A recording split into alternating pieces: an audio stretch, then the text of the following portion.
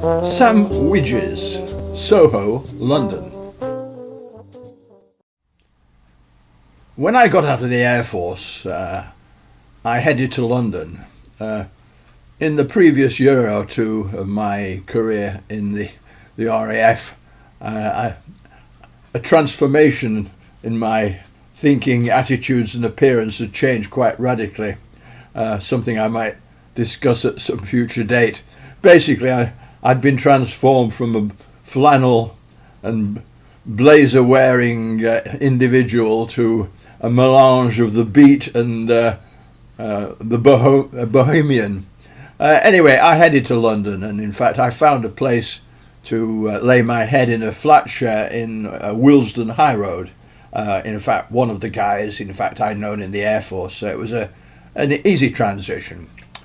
Anyway, one particular afternoon, I go into Soho, which I knew reasonably well because when I was in the Air Force, at weekends I'd go there mainly to go to the jazz clubs and visit the coffee bars.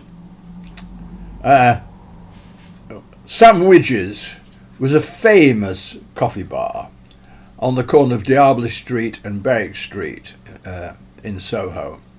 A place of renown. A little more about it in a moment. Anyway, I arrive there and I walk in, and it's pretty full of people lined around the walls drinking coffee. And the astonishing thing was that there was a significant number of people who got up, greeted me with big smiles, and shook my hand. And I thought, my goodness, this is a friendly kind of place. It was only, of course, later that I realised and was enlightened. In fact, they were friendly, but it wasn't the purpose of the gesture. They were individuals who were basically in the business of selling marijuana.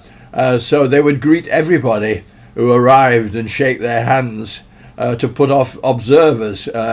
If you were a client, I discovered, in fact, they would actually slip a small package into your hand with the purchase.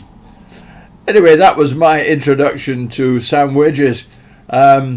It was an interesting place. I mean, it's where I discovered modern jazz. The jukebox played nothing but jazz records. That's all it played. There was nothing else.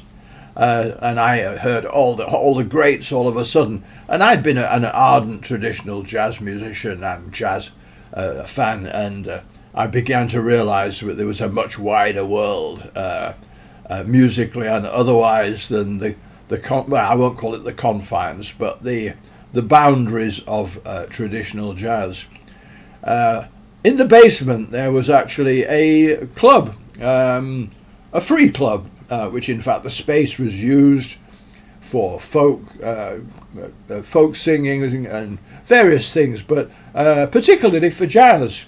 And sometime in the future, when I first went there, I ended up playing there on a Saturday night, every Saturday night with the band. We basically started at midnight until whenever.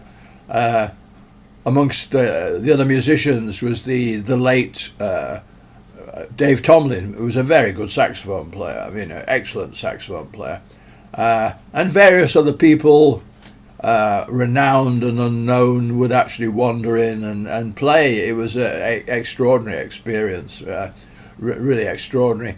So Sam Widges really was a seminal location in my musical and general sort of education in the realities of the world. If you've enjoyed this video and would like to see more, please subscribe.